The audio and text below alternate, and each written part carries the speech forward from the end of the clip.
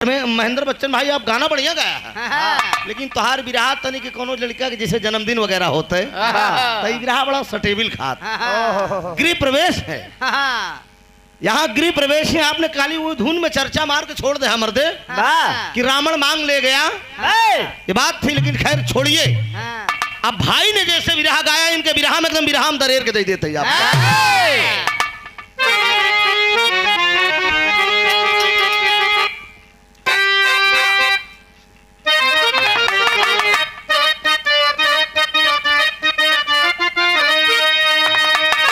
की भूमिका है, जरा गौर करेंगे आप लोग, बड़ी मार्मिक कहानी मिलेगी मित्रों। उधर भी देखिए भगवान भोलेनाथ की अजब लीला माता पार्वती भगवान भोलेनाथ दिखाए, इधर भी भगवान भोलेनाथ माता पार्वती लीला दिखाने जा रहे हैं।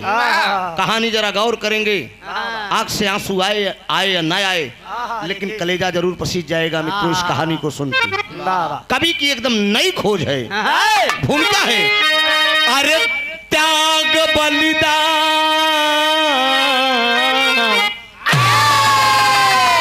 कि त्याग बलिदान में मेरा भारत सफल, हिंद की धरती सारी कहानी कहे,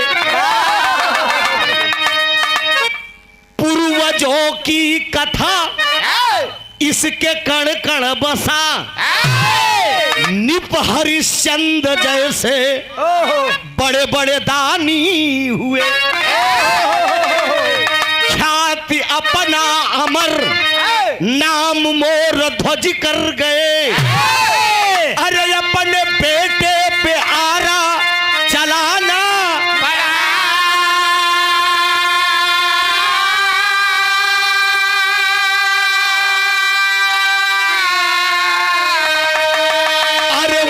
दानियों में एक दानी सुभी का यादव हुए, जिनका यश गान हम सबको गाना पड़ा।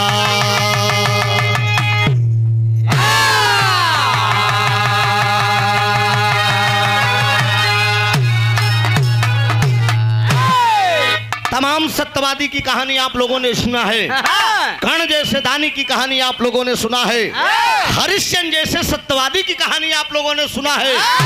आए मित्रों, यादव कुल शिरोमणि यादव कुलभूषण, एक राजा की कहानी, बस डिस्टर्ब नहीं, जो है बजने दीजिए, आप लोगों की आवाज मुझे सुनाई दे रही है। एक ऐसे राजा की कहानी मैं सुनाऊंगा जिनका नाम पुराण के अंदर बताया गया सुभी के यादव, उन्हीं की कहानी है। भगवान कन्हैया पैदा नहीं है, उनके खानदान की गाथा है ये, भगवान कन्हैया के खानदान की ही गाथा है। जरा गौर करेंगे, एक लाइन मास्टर यहाँ कव्वाली लगा था।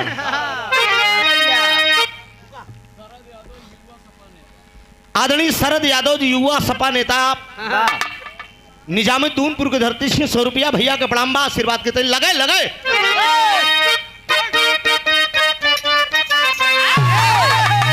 यह लाइन बा ई कव्वाली के बिरहा के पितामह परशुराम यादव जी, बलिया के जिन्हें पितामह की पंडित परशुराम की उपाधि दी गई। परशुराम यादव जी बोला जाता नहीं के बैठ जाए भैया, कैमरा वाले बैठ जा, बाबू मुलायम तो नमो में मुलायम बा, तो बैठ जा आराम से।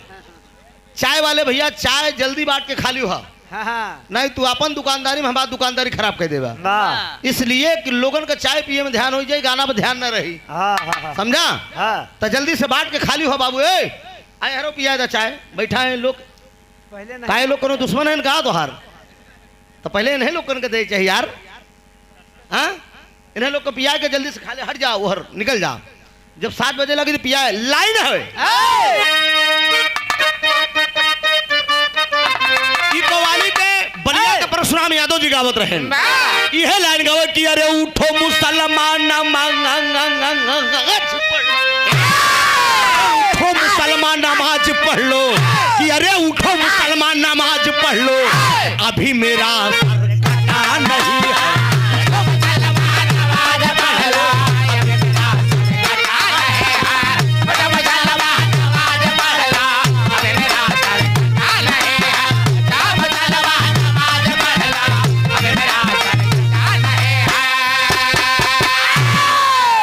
उठो मुसलमान नमाज पढ़ लो, अरे अभी मेरा सर कटा अरे हुसैन जैसा दिया भैया हो। पैसा ले लिया, पैसा कम दिया लेकिन ढोलक के लगे थाप न रोका। हमरे राज बहादुर यादव जी 100 रुपया का चाय बांट के जल्दी खाली हो मुन्ना बिरहा बड़ा मूड से हमका वो थी और लोगन का ध्यान बिगाड़ा जी ने के जान ला निकल जाए एकदम जवानी के जोश में एकदम बिरहा बा निकला जल्दी से खाली हो मर दे आई लाइन पर कहूँ चाचा जी बहना पुरस्कार देने।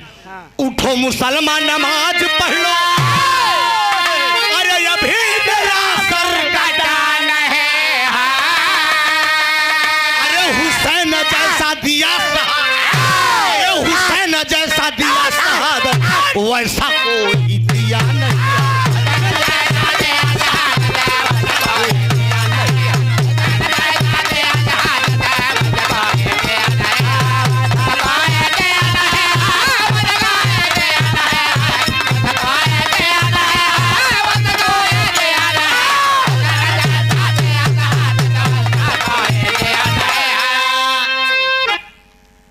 उठो मुसलमान नमाज पढ़ लो, अभी मेरा सर कटा नहीं है, हुसैन जैसा दिया शहादत वैसा कोई दिया नहीं है।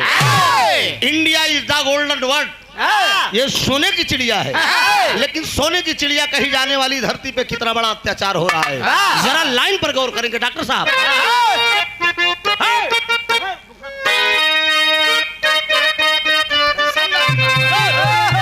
अरे सोने का यह देश हमारा, अरे सोने का यह देश हमारा, ऐसा कोई देश नहीं, यह देश हमारा ऐसा कोई देश है।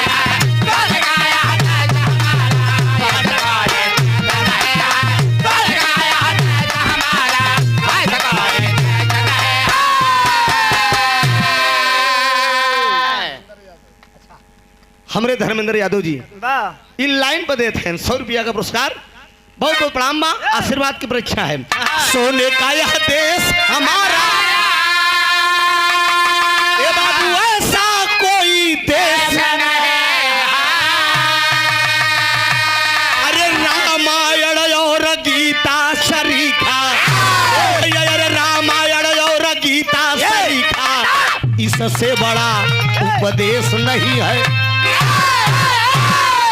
इससे बड़ा कोई उपदेश है नहीं है मित्रों। सोने का यह देश हमारा, ऐसा कोई देश नहीं है। किसी जमाने में अपना भारत जो है सोने की चिड़िया था, लेकिन अब नहीं है, इसको खोखला कर दिए, खोखला कर दिए।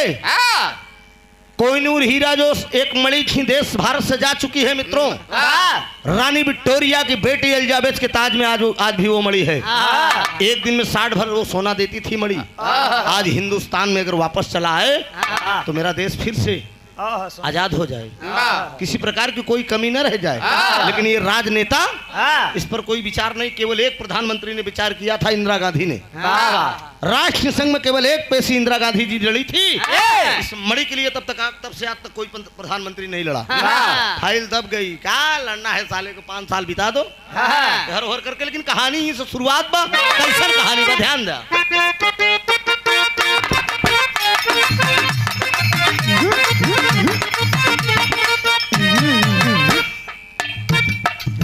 हाय हाय हाय हाय,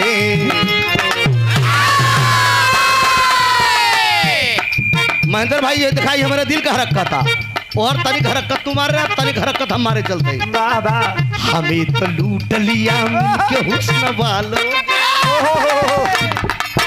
हमें तो लूट लिया मिल के हुस्न वालों ने, काले काले बालों ने, गोरे गोरे गालों।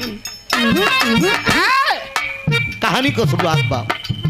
एक दिन बैठे थे कैलाश पर दोनों प्राणी, एक दिन बैठे थे कैलाश पर दोनों प्राणी, माता गिरजा रही संग रहे शिवदानी। गिरी घन घोर घटा, गिरी घन घोर घटा, टप टप बदरिया बरसा, गिरी घन घोर घटा, टप टप बदरिया बरसा, कोई साया न था गिरजा कचू दरिया भीगल। आप कर बोली सती प्रभु बात सुन लीजिए, आप कर बोली सती प्रभु बात सुन लीजिए, भरम है एक मेरा उसे दूर कर दी। कैसा ध्यान में हम रोकत रहे ना, तू बजे के चक्कर में परत है मर्दे। ए भैया कैसन बजवाई मर्दे, ना बजवाऊ, हम रोकत है ना, तनी ध्यान दे, हम अपने हिसाब से गाऊब ना, तू लोग बजावा बस। तनी कहानी पर गौर करा। एक बार कैलाश पर्वत पे माता पार्वती भगवान भोलेनाथ दोनों प्राणी विराजमान हैं। हल्की हल्की रिमझिम रिमझिम फुहार पड़ रही है, तनी तनी फुहार पड़ता, माता पार्वती थर थर थर थर कांपत है। भगवान भोलेनाथ कहें वो तनी तेज बारिश है नहीं होत बा जितना तेज तू कांपत हो। कहें स्वामी हम बारिश नहीं कापत है, हम यहाँ से कापत है, कहीं बदरवा हमारे ऊपर ना फाट पड़े। भगवान भोलेनाथ कहे मेहरारू को जाते तो अरे ये बादल कहीं तोहरे ऊपर आई, कहा सुना कि ये बादल सत के खंभे पे टिका हुआ, कहा सत का खंभा, कहा हाँ। तब मेहरारू के जाट माता पार्वती कहा सुना, एक लाइन बदल गई, माई पार्वती कहत का है ओहो ई बनारस के स्वर्गीय रामदेव गुरु लाइन के बीरस के सम्राट, इनके खानदान के इनकर बाबा लगत रहे, इनके खानदान के लाइन आजा लगत रहे। स्वर्गीय रामदेव गुरु गावन लही जाई शेर नहीं सवा शेर ऐसा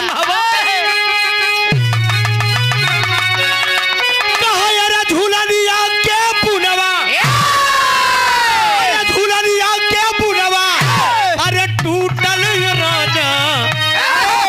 जवनिया में गड़िया छूटल राजा। ए भैया लेकिन माता पार्वती भगवान भोलेनाथ से का कहा हियरा कहा मरे, अरे हियरा कहा मरे, अरे तपनिया बुझाई दा हमारा दूल्हा मिर्ता लोकवा घुमाई दा,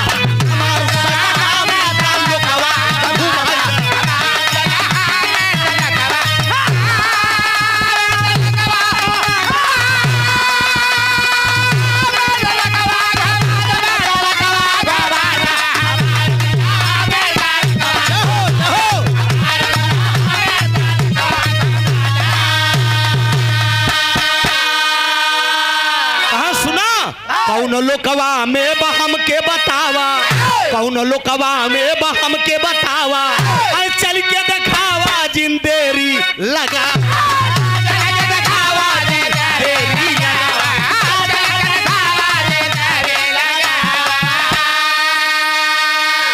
भोले कहा ये कर, अरे झंझट हटा दा हमारा दूल्हा मृत लोकवा घुमो दो। सुना मृतलोक में लिया चला, जब तक हम का तू सत का खंभा ना दिखाऊ ना तोहरा संग बोलब, ना तोहरा संग खाबे, ना तोहरा संग लोलरब, का करबे? हाँ लोलरब लोलरब ये बेचारा लोलरे में ज्यादा एक ध्यान रहा था। अब ऐसा ऐसा जगह लोलर जाते कि जहाँ ना लोलरे चाहे वो लोलर जाते, वो लोलरे वाला ध्यान राशि का नाम ना याद ही रही। ए भैया भाई पार्वती का सुना, न तोरे संग खाब न तोरे संग सुतब न रहबे कुछ न कर। अब भगवान भोलेनाथ का हालत खराब की मेहरारू के जात बड़ी अचपट भगवान मृतलोक में लिया चला हमें शंख का खम्मा तू दिखावा। भगवान भोलेनाथ बोल दिए कहा जब तोहार जीते बसत का खम्मा देखे के ना तो एक काम कराई रानी महारानी बन के चले काम ना होई, खाली तू बढ़िया साड़ी पहन, तू मंगतीन बना हम मंगता, रूप बदल के जब जाने लगे तो भाव दिया गया। यह तरह कोनो खी लड़का रहा नामे पान का दुकान लगा के बैठा रहा, बड़ा खूबसूरत नौजवान बछेड़ा था, पाने का दुकान लगा के बैठा रहा। एक लड़की हैप्पी कट बार कटाए, जीन्स टी शर्ट पहने बढ़िया पहुंची का जरा पान लगौली, लड़केवा निगाह उठाए के देख करे तोरा काम बेटाना नहीं बिटहनी समझ में उली, जब तरी का मामला ऊंच खाल देखत का ओ माय डियर, अरे तेरा ध्यान किधर है? अरे असली हीरो तो माई डियर इधर है। कलन सुना मेरी जान क्या कहता है। हमारे संदीप यादव बाबू की तरफ से ही 100 रुपया का पुरस्कार, बहुत बहुत प्रणाम बा, भैया का नमन बा। कहना बा यह लाइन में मुन्ना कि हमारा दिल है पान का पत्ता,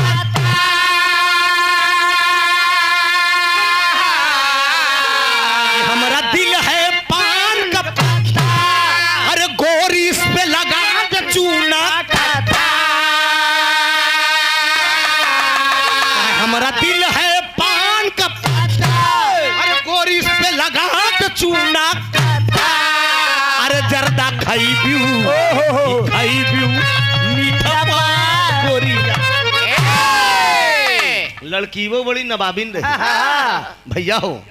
लड़कीवा बड़ी नवाबी रही, पलट के देखत का ए लवंडे बड़ा चूना कत्था खाए के शौक बा। सुना ये तोहार दिलवे पान का पत्ता बा, हम ऐसी रसील लड़की है। सुना हमको के बतावत है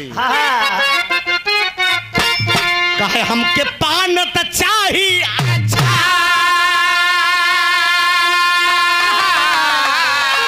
हमके पान त चाही अच्छा, चाहे डमरू हो कलकत्ता,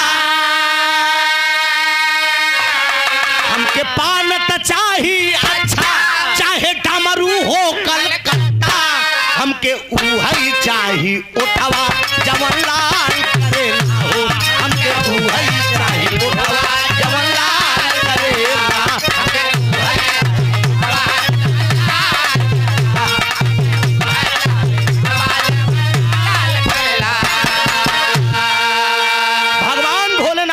पार्वती से बोल दिए ऐसा काम न बनी। ई तू पार्वती बनकर आबू, हम भगवान भोलेनाथ बनकर चलब तो मृत्युलोक में फैसला न होई, वह सत्य खम्मा हम न दिखाई पाऊ। भगवान भोलेनाथ माता पार्वती कर क्या रहे हैं कि झट से बोले हैं सूदानी, झट से बोले हैं सूदानी, अरे बुढ़वा रूप धरे दोनों,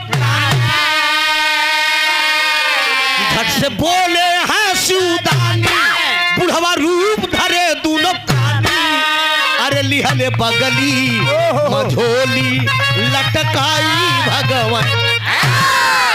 भगवान भोलेनाथ माता पार्वती मंगती मंगता बन गए। जब मंगती मंगता बन के बढ़िया झोली लटकाए के भगवान भोलेनाथ ऐसा भेष अपन बनाए दे, एकदम कोढ़ी के भेष बनाए दे, पेवर कोढ़ चुगत एकदम अच्छा बोलता एकदम बढ़िया सकल बतासी भेष बनाएगा। जब चला जाते हैं तो भगवान भोलेनाथ करते क्या है इसी पे, इसी लाइन पे चटचोटी से किया चटचोटी से किया बया, पहुंचे गोकुल के दरिया, चटचोटी से किया बया, पहुंचे गोकुल के दरिया, लागे रहिया तुरतई समझावई भगवान। माई पार्वती के समझाए देन कन मृत्युलोक में चलत है, तू मंगतीन रहबो हम मंगता, लेकिन हम जवन करब हमके करई दिहू, बीच में बिल्कुल टांग न रझाऊ, हम जवन करब हमें करई दिहू। ठीक बा स्वामी तोहार जवन इच्छा बा ओके अपन करया। चल दिए बाबूजी गोकुल में। नंद बाबा के बाद भगवान उन्हीं के खानदान में एक राजा सुभीक थे। चौथे पन में उनके दुल्हनी का गोद हरियर भरा। चौथे पन में एक बेटे का जन्म हुआ था, जो लड़का का नाम बताया गया मित्रों बेटा कमल। बेटवा कमल पैदा हुआ है, बेटे का बर्थडे फना हुआ है, जन्मोत्सव फाने हैं, बड़े धूमधाम से राजा से लेकर प्रजा तक को निमंत्रण दे दिए हैं। सब दरवाजे पे भोजन कर रहे हैं, राजा सुभीक की जय जयकार कर रहे हैं। तो यहाँ बाप हाओ तेरी हो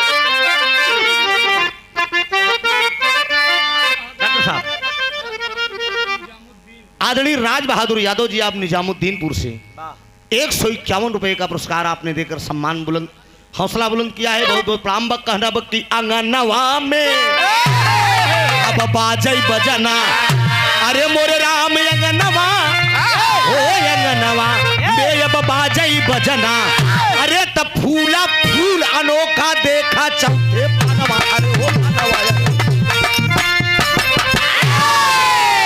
फूला फूल अनोखा देखा चौथे पनवा, अंगनमा में बाजई बजना।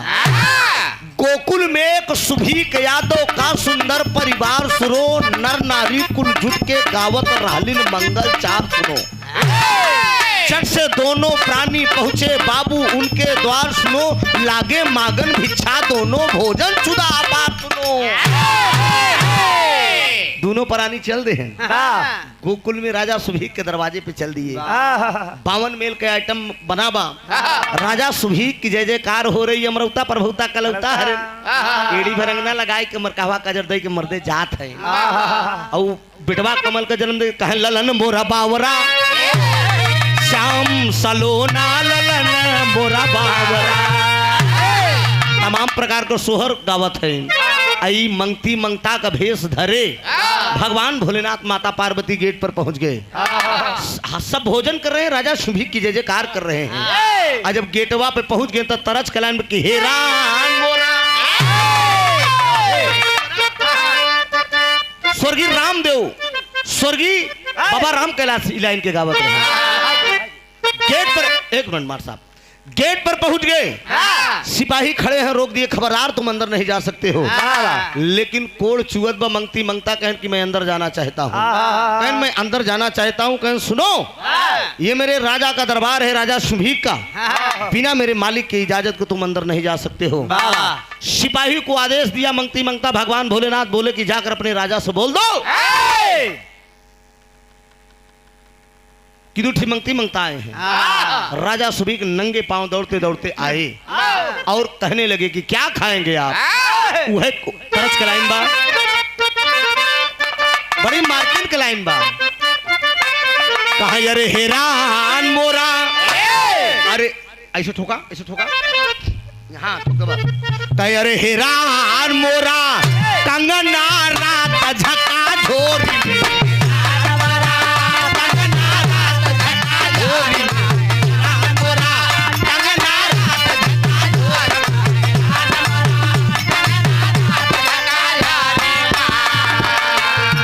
मोर कंगना कंगना कंगना, चौमोर कंगना कहेर ढूढ़ लावे,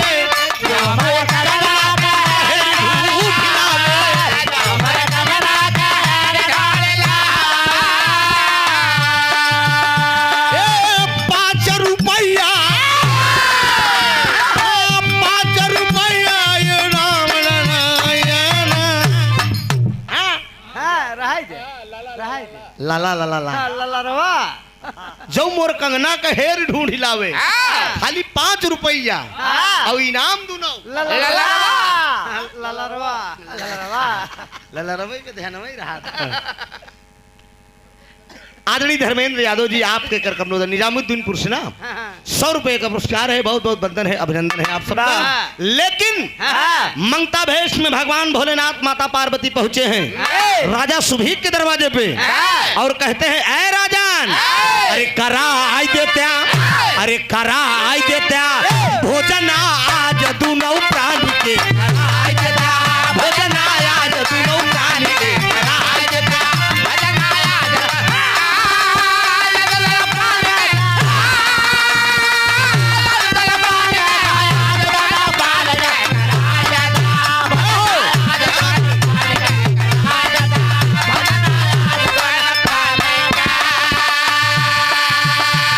सुभीक कहे कमन पड़ी बात बा,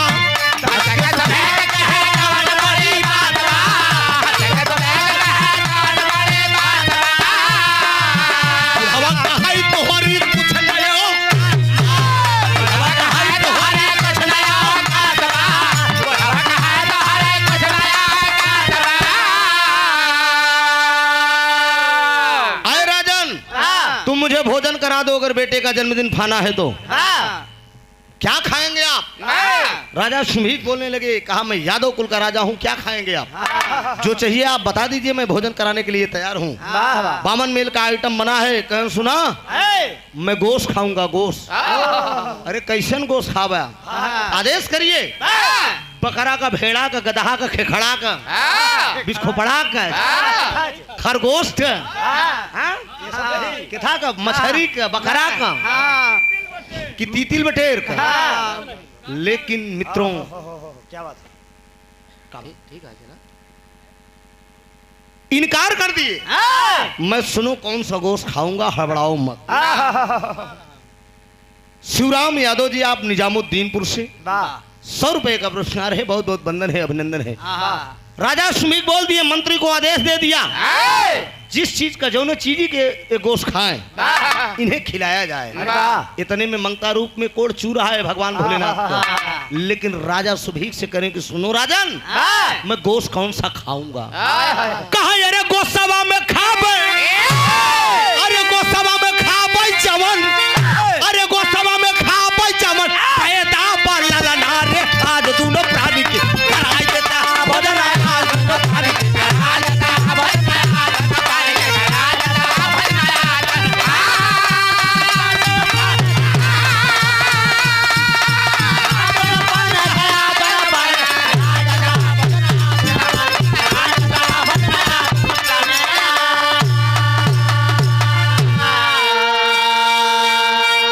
बोल दिए भगवान भोलेनाथ, आए राजन, ऐसा वैसा गोश्त नहीं खाऊंगा। बकरा भेड़ा का गोश्त हम खाने के लिए यहाँ पर नहीं आया हूँ। जिस बच्चे का तुमने जन्मदिन खाना है, बेटे कमल का अगर बोटी बोटी करके तुम दोनों प्राणी गोश्त बनाओगे, मैं तेरे दरवाजे से भोजन करूंगा, और नहीं तो वरना तेरे दरवाजे से चला जाऊंगा। राजा सुभीक के पहले तले जमीन खसक गई, अवाक रह गए। कहीं 1 मिनट के लिए हम अपनी अर्धांगिनी से पूछ के आ रहे हैं। दौड़ के जाते हैं रानी के पास, रानी से कहने लगे कि दूठी मंगती मंगता आए हैं। भोजन करने के लिए कहा, मैंने स्वीकार कर लिया, तिरवाचा बना लिए, कहा गोश्त खाऊंगा। गोश्त के बाद सवाल कर दिए कि बेटे कमल का गोश्त खाऊंगा। रानी साहिबा सोचने लगी कि यार ये दुनिया के मालिक, चौथेपन में आज एक बेटा परमात्मा ने मुझे दिया, ऊपर वाले ये कैसे तेरे यहाँ आए हैं, और ये कैसी परीक्षा है। रानी सोच रही और अपने स्वामी से कह क्या रही है। गर्व करना चाहिए, ऐसी नारियों को गर्व करना चाहिए। क्या कह रही हैं?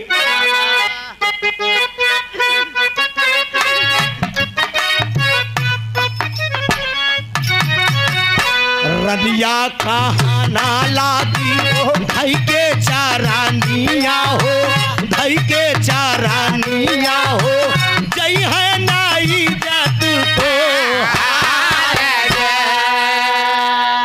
द्वारे से जाई ना देबो, सुनला सा जाना हो, सुनला सा जाना हो, चाहे जाई प्राणावा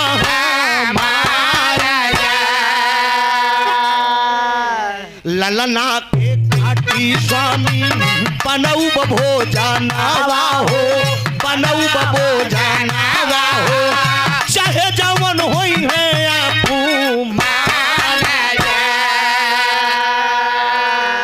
ललना के काटी काटी बनवई भोजनवा रनिया, बनवई भोजनवा हो, कब लगा धरती आसमान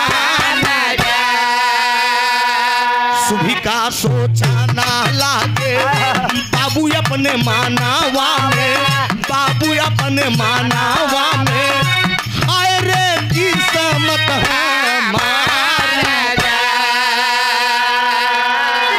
जरा गौर करेंगे मित्रों। बोल दिए भगवान भोलेनाथ मंगता रूप में कि एक बात और याद रखना, बच्चों को बोटी करते करते आंख से आंसू नहीं छलकना चाहिए, इस बात का बराबर ध्यान रहे। लेकिन बाबूजी, रानी कहने लगी कि स्वामी, हम इस धरती पे अगर जिंदा रहेंगे तो बालक तो फिर से पैदा हो जाएगा, लेकिन अगर सत्य चला जाएगा तो फिर दोबारा वापस नहीं आएगा। पानी गए जिंदगानी कौन है? ए भैया हो, काट दिए बच्चों को, बोटी बोटी कर दिए मित्र। जब बच्चे को बोटी बोटी कर दिए, आए हाय भगवान भोलेनाथ ने सवाल कर दिया मंगता रूप में माता पार्वती कहन की यह करे आई है, ये लड़कियां कटवावे आई है कि तू हमें सत का खम्मा दिखावे आई है। भगवान भोलेनाथ मंगता रूप में इशारा कर कि सिर्फ साइलेंट, बोलना नहीं।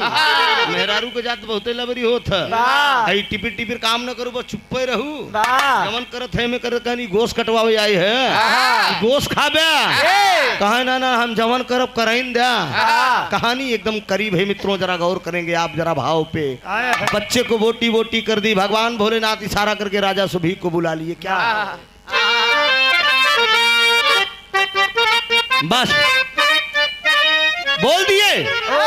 भगवान भोलेनाथ मंगता रूप में राजा सुभी को बुला लिए और बुलाने के बाद कहने लगे कि सुनिए राजन, 5 थाली लगा दो। कहा किस लिए? कहा 1 थाली तुम, 2 थाली तुम दोनों प्राणी के लिए, 2 थाली हम दोनों प्राणी के लिए। 1 थाली जो तुम्हारा अगला बच्चा हो वो भी हम लोगों के साथ बैठकर भोजन करेगा। ये भैया हो इतनी बतिया सुनत राजा सुभी के पैरों तले जमी खसक गई। एक बात कहते हैं क्या,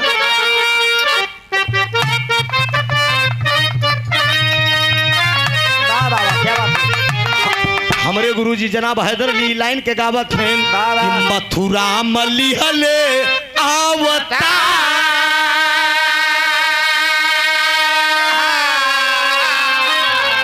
अरे मथुरा मलिहले अवतार, अरे प्यार का धार गोकुल में कई, मथुरा मलिहले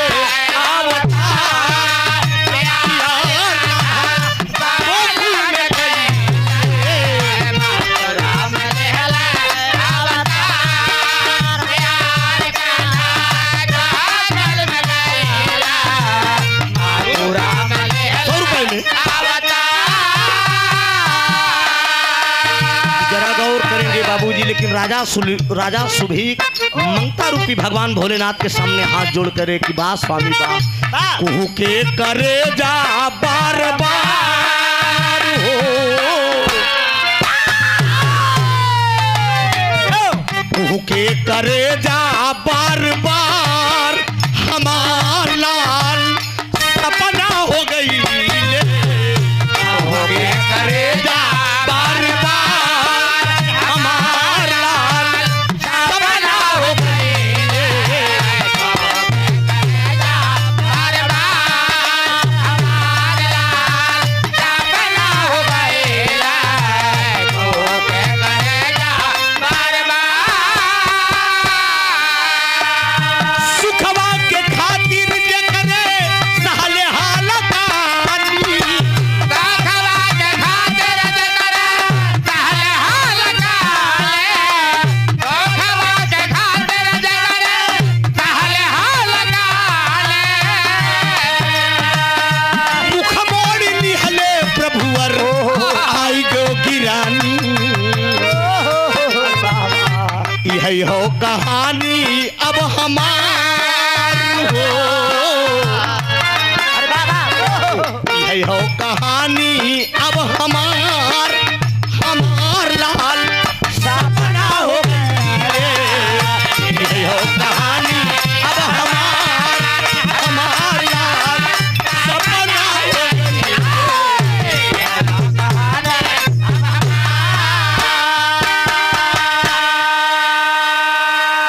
गौर करेंगे बाबूजी, राजा सुभीक बताने लगे कि प्रभु एक ही बच्चा था, मालिक की रहमो करम से चौथे पन में ये बेटा पैदा हुआ था। मैंने अपनी अंतरात्मा से इसका बर्थडे फाना था, जन्म उत्सव फाना था, 52 मेल के आइटम बनवाया था, राजा से लेकर प्रजा तक को मैंने निमंत्रण दिया था और एक ही बच्चा था मैंने आपके चरणों में अर्पित कर दिया। तब तो भगवान भोलेनाथ मंगता रूप में बोल दिए कि ओ होल, ऐसे राजा के यहाँ भोजन करना बेकार है। लेकिन बाबूजी तब से रानी साहिबा बोलती हैं महलों में आप बैठे रही, मैं जा रहा हूँ महलों से बना कर ले आ रही हूँ। जब गोश्त बनाने के लिए वो रानी साहिबा महलों में पहनती हैं बाबूजी, जरा गौर करेंगे, अमृत के धार केहू कितनो पियाई एगो माई बिना, कैसे करजबा जुड़ाई ये भैया एगो माई बिना। माँ तो सदैव माँ होती है, बेटा सदैव बेटा होता है। बाबूजी माँ का कलेजा नहीं मानता है। जब बोटी बोटी अपने बेटे को देखती है तो छलक उठी माँ। मन में क्या सोच रही है? Sagun video recording and decoration proprietor of Mulayam Singh Nizamuddinpur, Mulayam Singh Yadav Sapa नेता। 100 रुपया का पुरस्कार बा भैया का प्रणाम बा, आशीर्वाद की परीक्षा है। जरा गौर करेंगे मित्रों।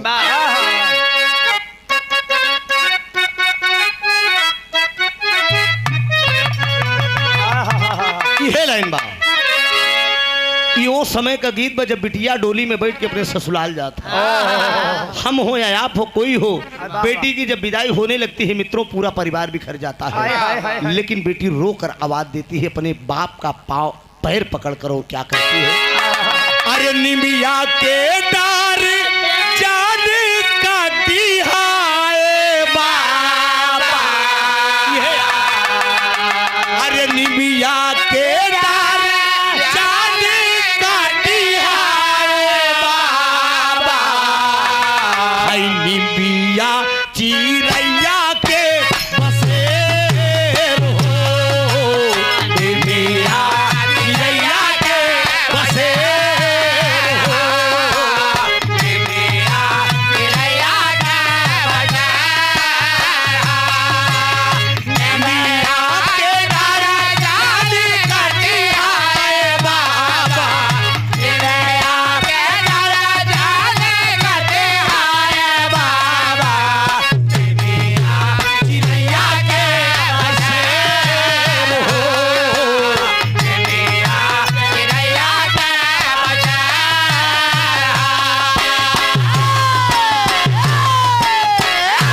लेकिन आज वो माँ बाबूजी क्या कह रही है कि अरे लाला ला के लाश देखई आँखी के समान, अरे लाला ना का लाश देखई आँखी के समान, हाय रे किस्मतिया हमार हो, हाय रे किस्मतिया हमार हो, हाय रे किस्मतिया हमार हो, लाला के लाला दे के तमन्नावा, लाला के लाला दे के तमन्नावा, हाय रे किस्मतिया हमार हो, हाय रे किस्मतिया हमार।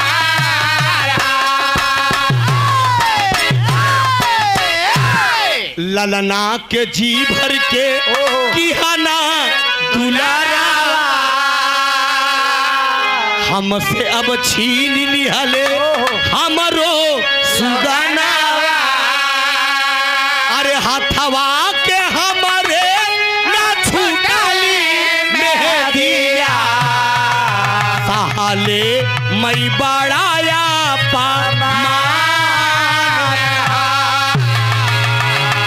यही बात सोच रही है बाबूजी। मैंने अपने बेटों को आज बोटी बोटी कर दिया। वारे दुनिया के मालिक भोजन लाकर सामने बाबूजी प्रस्तुत कर रही है। जब दे रही है भोजन खाने के लिए, मंगता रूप में भोलेनाथ और माता पार्वती बैठे हुए हैं, राजा सुभीक दोनों प्राणी बैठे हैं। तब ले रानी को याद आया कि मैं जल्दी जल्दी में नमक डालना भूल गई हूँ। 1 मिनट के लिए बोलती है कि रुक जाइए, नमक डालना मैं भूल गई हूँ, जरा नमक लेकर आ रही हूँ।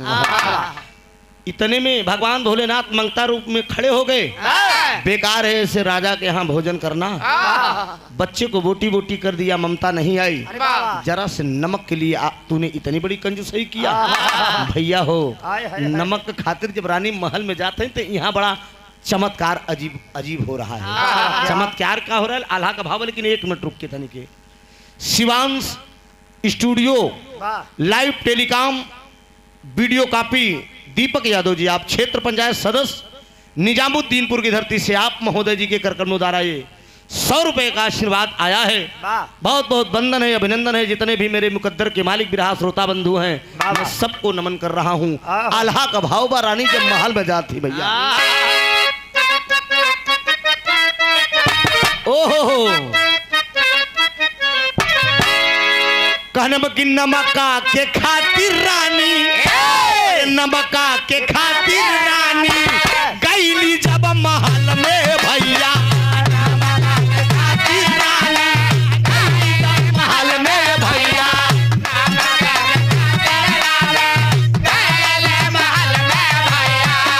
तबले ये कया चरण होई गई ने श्री माँ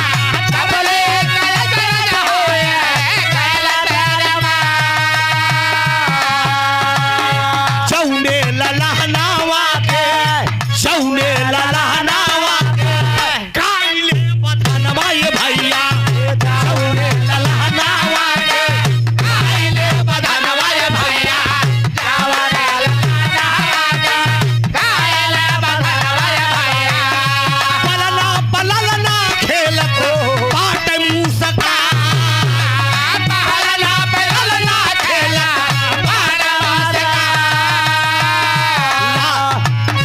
रनिया उठाई लिहली रनिया उठाई लिहली चुमली चरणवा ये भैया लाला उठाई लिहली चुमली चरणवा ये भैया लाला उठाई लिहली चुमली चरणवा ये भैया लाला कभी धीवन बाबू आइलिन हो दुला लाला कभी धीवन बाबू लइके बहेरवा रानी लइके बहेरवा रानी आइली जब ललनवा ये भैया लइके बहेरवा रानी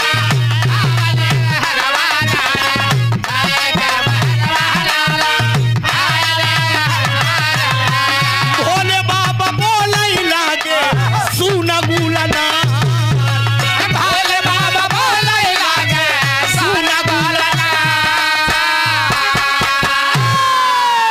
जरा गौर करेंगे मित्रों महल में नमक के खातिर जब रानी प्रवेश करती है जब नमक के लिए प्रवेश करती है तो मालिक की रहमो करम देखें भगवान भोलेनाथ का चमत्कार देखें वही मारने वाला है वही बनाने वाला है वही सब कुछ करता धरता है जैसे रानी महल में प्रवेश की वही बेटा कमल पलना पर लेटा बा क्या क्या बोल कर रहा है रानी चौक जाती है ना ना ना ये मेरा बच्चा नहीं है लेकिन धीरे धीरे पास में जाती है और बाबूजी बच्चे को छू रही हैं तो बच्चा आवाज दे रहे कि माँ माँ माँ रानी उठावत ही गोद में और उठाए के सोचत कि खुशी का बात हम चल के अपने स्वामी से बताई दी राजा सुभीक के पास आई कहें कि स्वामी लड़कवा हमार जिंदा बा देखिए बेटा कमल बेटा जिंदा है स्वामी दोनों प्राणी आपस में विचार करके मित्रों सोच रही हैं कि ले चल के खुशी का इजहार कम से कम बाबा से बताई दी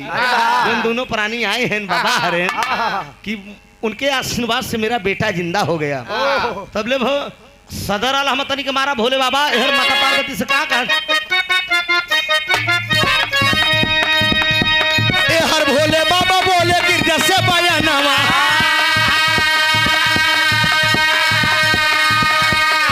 हर भोले बाबा बोले गिरजा से पाया नामा पतिया कतानी माना मोरी गुलना असली रूप में आई जा तू माना मोर कहा नवा भैया असली रूप में आई जा तू माना मोर कहा नवा पतिया कमाना तानी मोरी बुलना असली रूप में आई गई शंभुओ मयनमा अरे लाला लगा देख रे अब रहे मुस्काई हो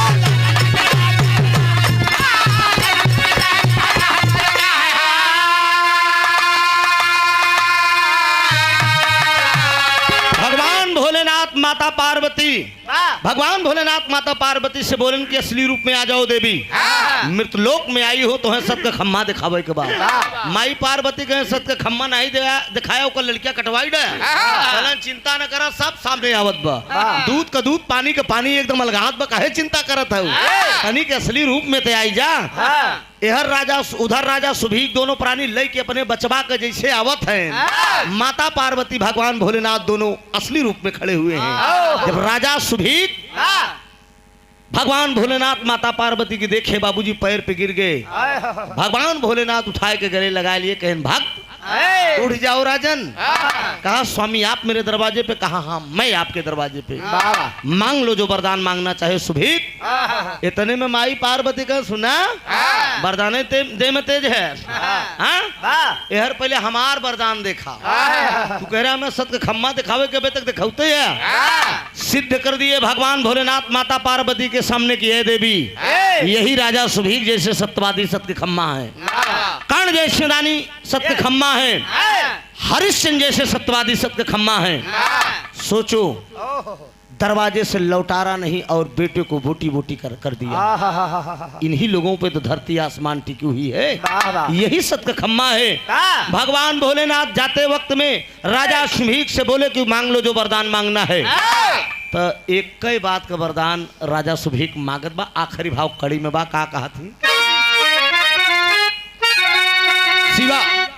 Shiva building material and tent house iron store Bibipur Munna Yadav ji की तरफ से 100 रुपया का पुरस्कार। आखिर में का कहा थे भैया हो? कहा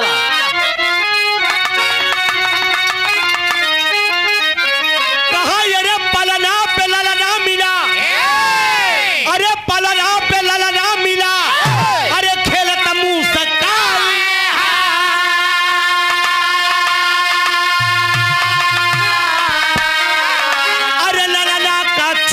लागे गोदी में उठाई हो।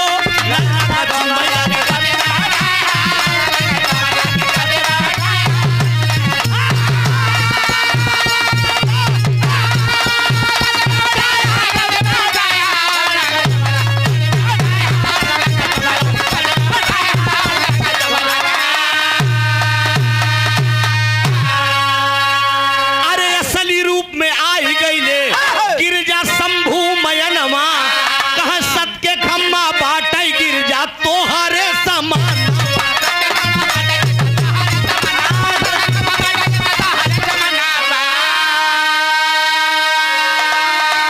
अरे भक्ति भावना में, अरे भक्ति भावना में प्रभु दर्शन दिए आई। ललना कचू मैं लागे गोदी में उठाई हो। असली रूप में आ गए भगवान भोलेनाथ माता पार्वती दोनों प्राणी। वरदान दे दिए। राजा सुभीक आखिर में वरदान मांग लिए। कहा स्वामी हमको ऐसा वरदान दे, मांग लो जो मांगना हो। कहा खाली इतना ही मांगन भाई आपसे कि कलयुग में कौनो मनुष्य से इतनी कठिन परीक्षा कहे कलयुग में केहू को दरवाजे जाबे ये मंगती मंगता के भेष धई के ना।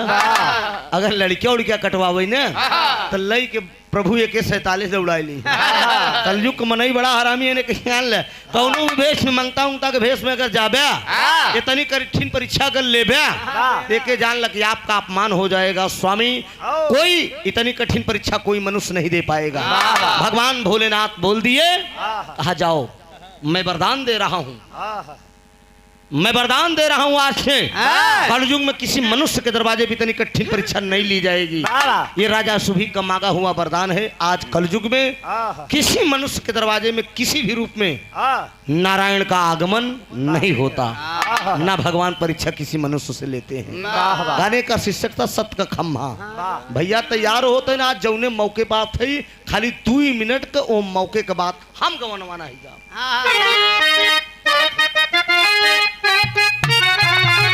तू तो भैया मारे रहे, भैया का गाना का जोड़ मार दी। हाँ वो तो बात हो रही, लेकिन आज जिस मौके पे आए गृह प्रवेश है ना, ये बना गृह प्रवेश है ना, तो खाली 2 लाइन के गृह प्रवेश पे हमसे सुन ला ये आई है। एक देखा हमारे उस्ताद गावत रहे हैदर अली कि हम गवनवा नहीं जा, अरे हम गवनवा नहीं जाब कि हम गवनवा नहीं जा। अरे नई नई प्रीता लगला आहिरनवा हम गवनवा नहीं जा। नई नई प्रीता लगला आहिरनवा हम गवनवा नहीं जा। नई नई प्रीता लगला आहिरनवा कहे अहिरा खियावई पेड़ा मिठैया तई का खियऊ बेबेई मनवा लेकिन केतनऊ कहबे लेकिन रहब अहिरा नवा हम गवा नवा नहीं।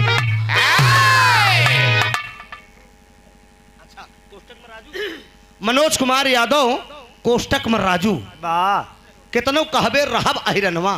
अरे हिरे से इतना प्यार का रहा लड़कवा कहा लगावा यार कहे हम गवनवा लइके जा अरे हम गवनवा लइके जाब कि हम गवनवा लइके जा अरे फोरा बाई तोहरा हम भूना भूनवा हम गवनवा लइके जा फोरा बाई तोहरा हम भूना भूना कम समय में गावे के बना खाली बात बतावे कि जो मौके पाए है।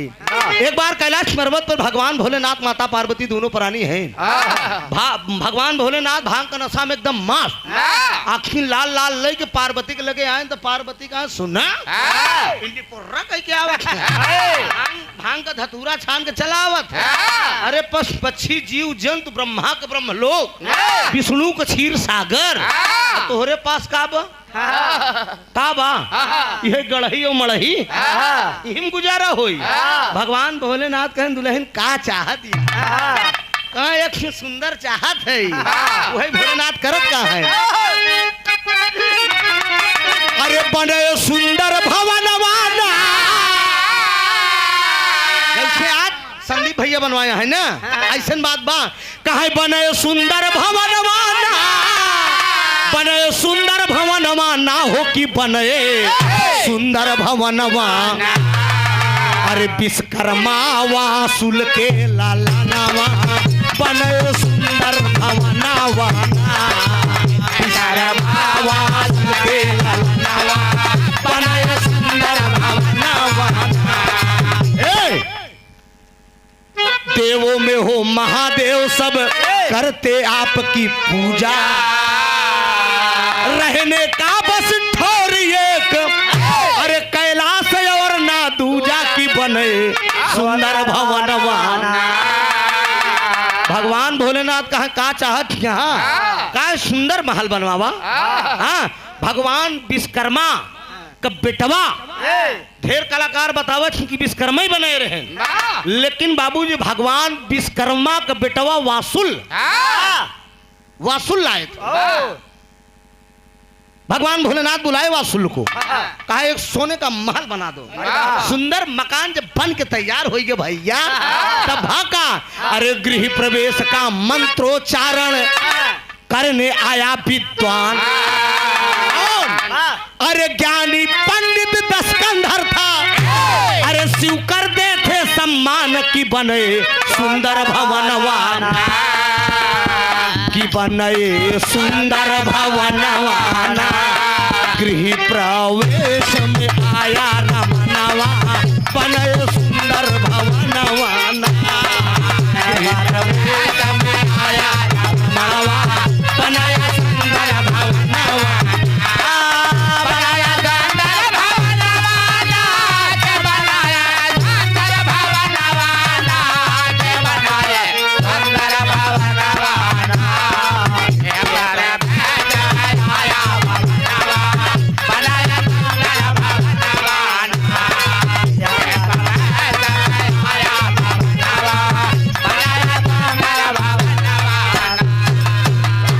भगवान भोलेनाथ से माता पार्वती कहन कहन कोनो बढ़िया पंडित बुलावा एक मंत्रोच्चारण वगैरह करना खोजत खोजत केहू के न पाए रावण का न केहू खिया भिक्षा ले हो न केहू खिया भोजन करे हो रावण मिला जब रावण आए मंत्रोच्चारण कराए देखा शंकर जी के चेले ही रहन रावण जान ले मंत्रोच्चारण वगैरह कराए के बाद माई पार्वती कहन को दान दक्षिणा चाहिए अरे माई गुरुआइन दे देव तो ठीक है है कहे फिर मांग ले जवन मांगे तो ललकाए का गुरुजी देखो तो फिर बाचा बनाए बांधे के बाद कहे अब ज्यादा कुछ नहीं बस यही दे देता अच्छा माई पार्वती के निहारत है भोलेनाथ कहन का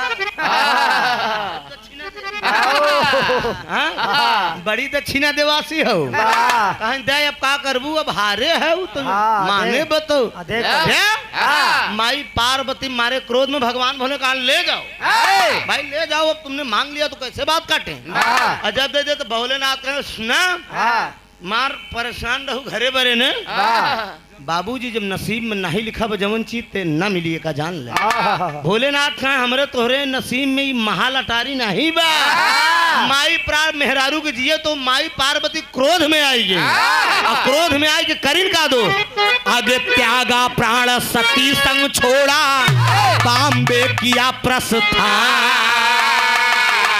अरे त्यागा प्राण सती संग छोड़ा बाम्बे किया प्रस्थान अरे बॉम्बे में अब बम्बा देवी के अरे बॉम्बे में अब बम्बा देवी के अरे नाम से हुई विख्यात की बने सुंदर भवनवाना की बने सुंदर भवनवाना की दुनिया पूजई जाई करनवा बने सुंदर भवनवाना दुनिया पूजई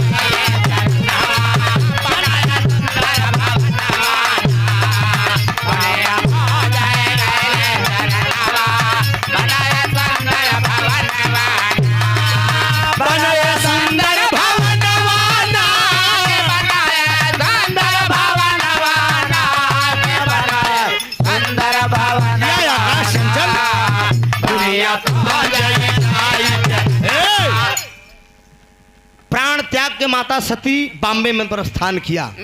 आज कलयुग में बम्बा देवी के नाम से देवी प्रसिद्ध हुई। पूरी दुनिया जो भाई बॉम्बे में गए होंगे बम्बा देवी के पूजा किए होंगे। बम्बा देवी के नाम से वो कलयुग में आज भी विख्यात हैं। और दसकंधर मांग ले गया है तो स्वामी गीता अनंत अनंत भय भुल्लुर तय दिए कोतारी राजा राम आधार हैदर अली जुगनू अब गईले स्वर्ग अरे त्रिभुवन यादव सुनावई तरनवा बनय सुंदर भवन बना स्वामी गीता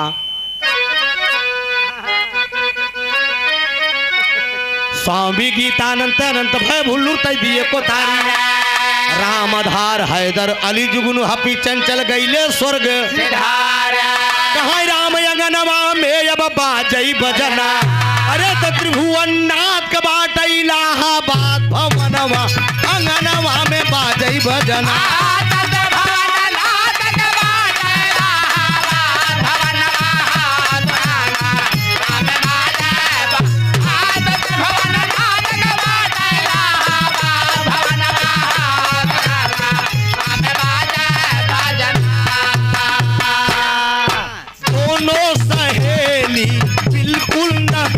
जैसे चंदा चकोरी पूछो नहाली दोनों सहेली बिल्कुल नवेली जैसे चंदा चकोरी पूछो नहाली बच्चा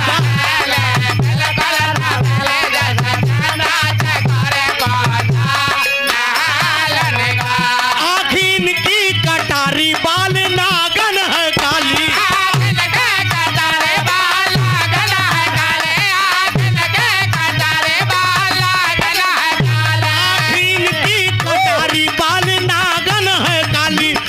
गोरे अनार जैसा है काली दोनों सहेली बिल्कुल नवेली जैसे चंदा चकोरी बाजो नहाली दोनों सहेली बिल्कुल नवेली जैसे चंदा चकोरी बाजो नहाली